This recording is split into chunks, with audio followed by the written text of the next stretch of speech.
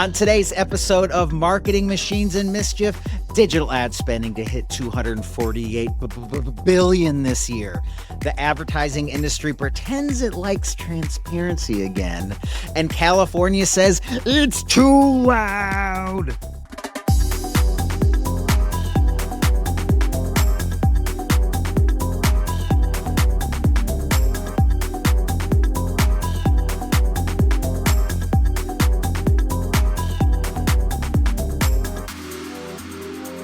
Welcome to the Big Marketing Show. My name is Matthew Newell. And I'm Chris Stone, and this is the show where we bring you everything a day 1 or day 10,000 marketer needs to stay up to the minute for a long and steady career. Who's ready to jump in? Matthew, ready to go? I am. Here are the headlines from 7 days in the never boring world of marketing. And our first headline, Digital Advertising Industry Trade Group says that U.S. spending will land around $248 billion this year.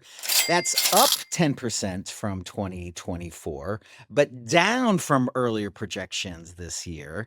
The main variable at play, tariffs. Most of that spend is focused on lower funnel tactics, which is a very fancy way of saying sales conversions. Show me the money. You know, Matthew, I try higher funnel tactics whenever I can. It's something that I always try to live by. Do you use a tincture or a vape for those higher funnel tactics? A combo tincture vape. It's a vape. It's a vape-ture. Excellent. Also, the Media Ratings Council, or MRC, as a half dozen people know them, is signaling its intent to bring more transparency to digital advertising.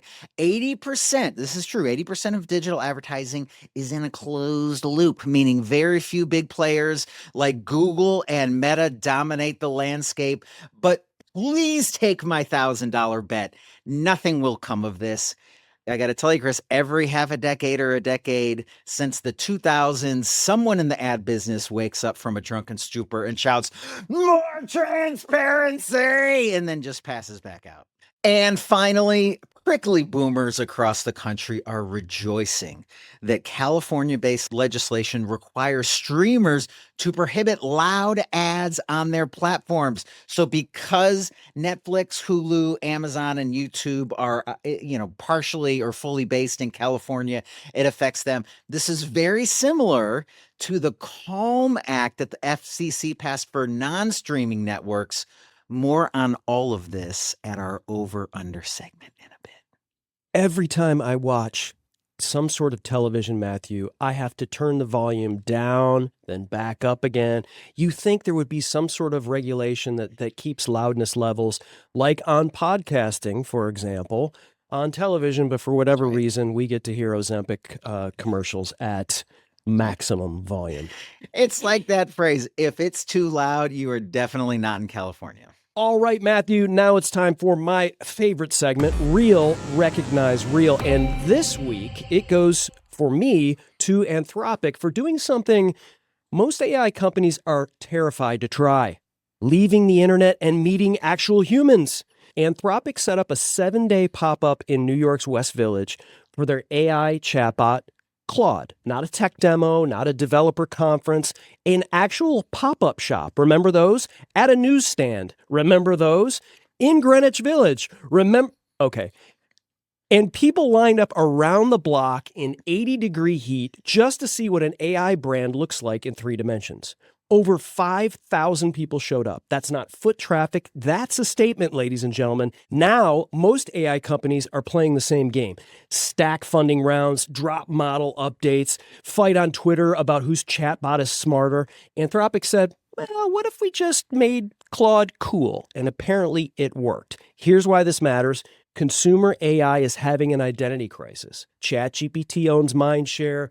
Google's got distribution. Meta's got scale. So what does Anthropic have? Apparently taste. They partnered with Airmail. This is Graydon Carter's bougie digital magazine. Turned Claude into something you actually want to talk about at a dinner party.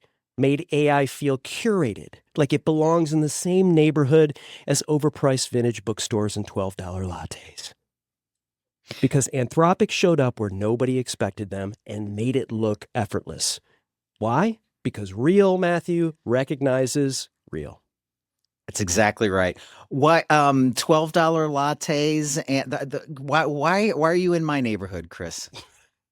Hey, I just want to be close to you. That's right. That is fantastic, and love the Graydon Carter. That might be the last Graydon Carter shout out that we'll get in his life. Could be. On my real recognize real, this one might drive some people crazy. We are going with Jardiance, and it's opposite of the reason why you think. Everyone has seen the Jardiance commercials. This is a prescription drug for something about A1C. I'm not trying to make fun of people who have or don't have A1C, but they have a regular Turtles with Glasses TV commercial. So set that one aside. They also have a series of 1, 2, 3, 4, 5, not kidding, 6 musical commercials. There's one where they are getting off a bus and dancing. There's one where they're at a town square and dancing. There's one where they are in front of a house dancing. They even hired a real Broadway star for the latest one who has a lovely voice. Here's why I think real recognizes real. This drug must be making a cajillion dollars because some director is like, wakes up one morning and says, I want to make another $2 million commercial. And someone on the client side is like, all right, we're just printing money over here. What's the dumbest idea that you can come up with? And you'll back it. They're really good. The songs are great. The dancing and choreography is great. There's just no practical reason to have done 5, 6, 7 of these. And I am here for it. I want them to be on Mars. I want them to be dancing with Prince Andrew. I want all of it to be happening. Amazing. It's almost like the Old Spice commercials, right? Where you're just like, why am I seeing a man, as a centaur, eating a popsicle and, all just random stuff that's happening. And, oh yeah, it's supposed to be soap. And you were like, I had no idea. Exactly right. Amazing. I love it. All right. Our final segment, Chris, this one always brings out the girls to the playground. I don't know, but we play over under. In this scenario, we find a marketing scenario and I put the scenario out there and Chris tries to choose over under. And this one goes back to something we talked about earlier. So the CALM Act, CALM is an acronym that stands for Commercial Advertisement Loudness Mitigation. They're very clever with that. The FCC passed it for broadcast stations to modulate their volume, similar to what we talked about with that California passed this week. The question is, what year would the FCC have passed the CALM Act? Okay, well, it doesn't seem like that's been such a major issue until as of late. So I'm going to say, I'm going to say 1999, over under 1999. So I was going to say, everybody's so scared of Y2K, Matthew, I figured let's just put this as, let's have them get scared about volumes being regulated as well. That's exactly right. And everyone was worried that Prince's 1999 was going to be too loud. And so they shut it all down. 1999 is it's a great guess. And we will look in the comments. That's right. Other people can comment. See if you're right. That's all for this week's Marketing, Machines, and Mischief. One final note, or as we like to call it, little lessons learned. Marketers, you are not in sales.